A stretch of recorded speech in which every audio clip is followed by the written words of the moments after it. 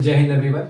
चलिए आज हम लोग सर्कल के बेसिक कंसेप्ट को देखते हैं, जिसमें 10th के लिए जो ज़्यादा ज़रूरी है उस पर डिस्कस करेंगे आज। लाइट नहीं है, थोड़ा अवॉइड करना। वैसे भी फेस देखने से क्या मतलब है, आप बोर्ड पे ध्यान दो। और बस बोर्ड, उम्मीद है कि मैंने कैमरा सेटअप इतना अच्छा किया है कि कम से कम बोर्ड क्लियर आपको दिखाई देगा। तो पहली बात तो लाइट को इग्नोर करना, दूसरा अगल बगल थोड़ा काम चल रहा है तो उस साउंड को भी इग्नोर करना। मैं कोशिश करूंगा कि थोड़ा जोर से बोलने के लिए।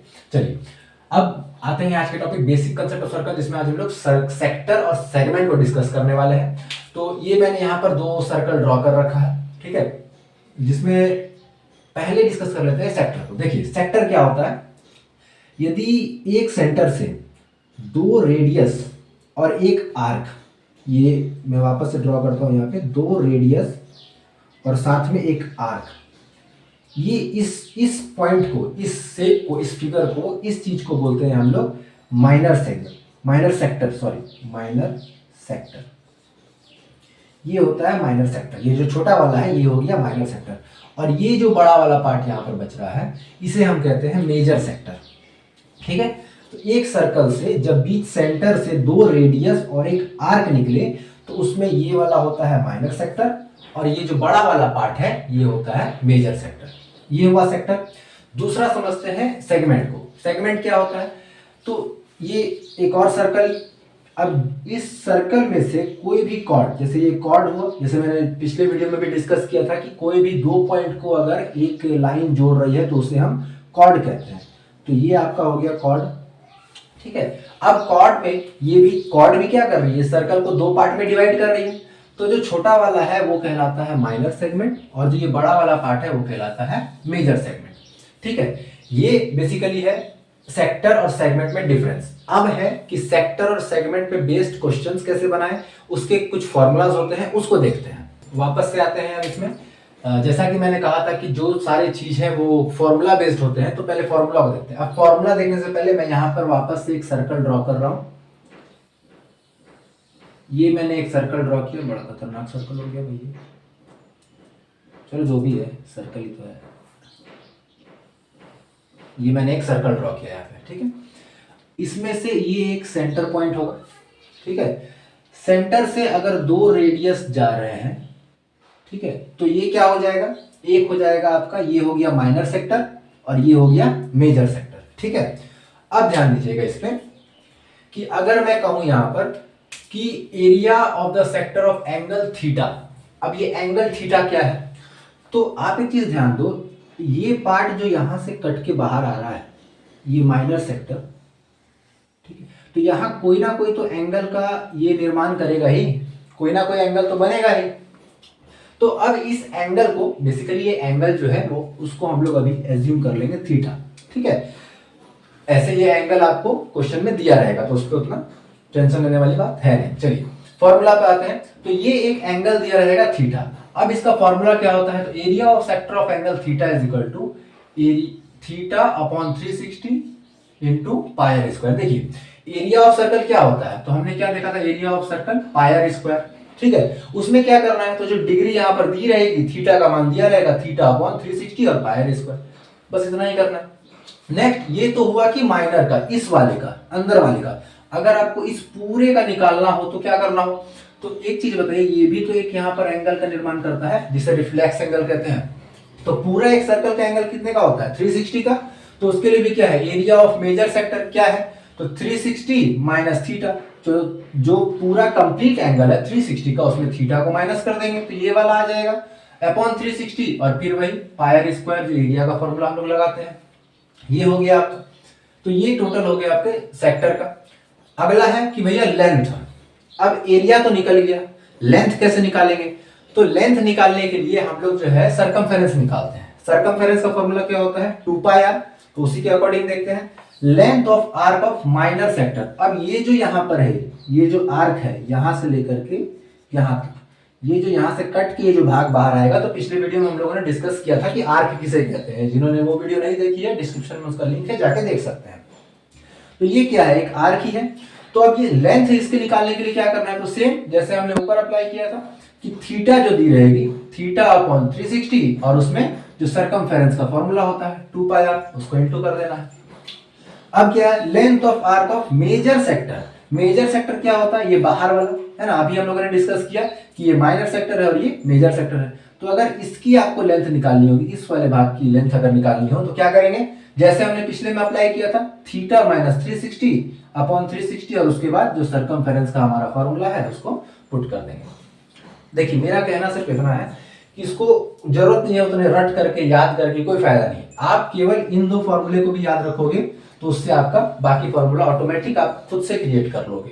तो इस चीज को ध्यान में रखेंगे। अब आते हैं एरिया ऑफ सेगमेंट में, ठीक है, ये सेक्टर का हो गया, आप चाहें तो इसका स्क्रीनशॉट भी ले सकते हैं और वीडियो रिपीट करके आप खुद कॉपी में नोट डाउन भी कर सकते हैं। अब आते हैं सेगमेंट के ऊपर। अब सेगमेंट को समझने से पहले, इससे पहले कि आप इन सारे फॉर्मूलाज को समझे, उससे पहले मैं चाहता हूं कि आप इस फिगर से कुछ चीजों को समझने की कोशिश करें। जैसे कि सेगमेंट क्या होता है, अभी हम लोगों ने पिछले जस्ट थोड़ी देर पहले हम लोगों ने डिस्कस किया कि एक कॉर्ड जब दो पॉइंट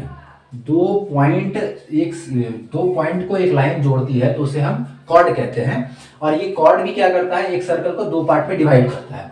अब सबसे पहले क्या है कि माइनर सेगमेंट क्या होता है, तो आपको अगर दिया रहे कि एरिया ऑफ माइनर सेगमेंट इस नीचे वाले का निकालना हो अगर, तो कैसे निकालोगे, उसके लिए फॉर्मूला बेसिकली यहाँ पर है theta upon 360 pi r square minus area of triangle. अब ये एरिया ऑफ ट्रायंगल क्या है और ये एरिया ऑफ सेक्टर का फॉर्मूला क्यों लगा उसको समझिए।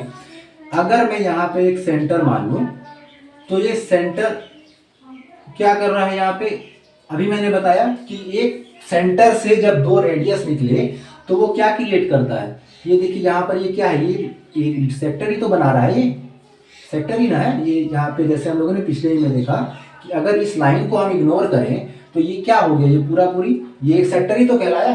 तो आपको क्या करना है कि एरिया ऑफ सेक्टर का फॉर्मूला पुट करना है और उसमें एरिया ऑफ ट्रायंगल वो फॉर्मूला बैठा करके, एरिया ऑफ ट्रायंगल मतलब इस वाले से, इस पूरे से सिर्फ इस ट्रायंगल वाले को, ये जो पार्ट है इस पार्ट को माइनस कर देना है तो आपका ये निकल जाएगा। उसको भी आगे देखिए, फॉर्मूला समझना अभी बेसिकली इतना भी आसान नहीं होता है, जब आप क्वेश्चंस लगाएंगे, जैसा कि मैं हर बार कहता हूं कि जब तक आप प्रैक्टिस नहीं करोगे नहीं समझ में आएगा। तो जब क्वेश्चंस लगाना शुरू करेंगे इस पे तो ऑटोमेटिक ये धीरे धीरे समझ में आता चला जाएगा। अभी मैंने क्या कहा कि अगर आपको माइनर सेगमेंट का निकालना है तो सबसे पहले क्या करना है, एक ये माइनर सेगमेंट जो है उसको आपको लिखना है फॉर्मूला, और उसमें से ये जो ट्रायंगल का फॉर्मूला है उसको माइनस कर देना, मतलब इस पूरे में से इस वाले को माइनस करके हटा दीजिए, आपका ये वाला एरिया निकल जाएगा।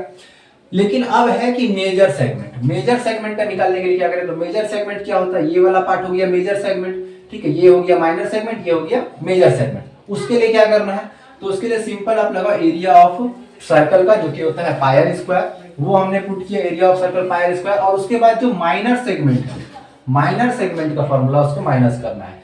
अब पूरा ये सर्कल देखिए समझिएगा ध्यान से, पूरे सर्कल का अगर एरिया निकाला जाए पाई आर स्क्वायर हो गया, माइनर सेगमेंट, अब माइनर सेगमेंट क्या इस वाले का, तो हमने अभी पहले निकाला कि माइनर सेगमेंट का फॉर्मूला लगा करके किस तरह से उसका एरिया निकालना है, ट्रायंगल का निकाल के, ठीक है, और उसमें इस ट्रायंगल का निकाल के मेजर सेक्टर से माइनस कर देंगे, वो निकल जाएगा आपका माइनर सेगमेंट का।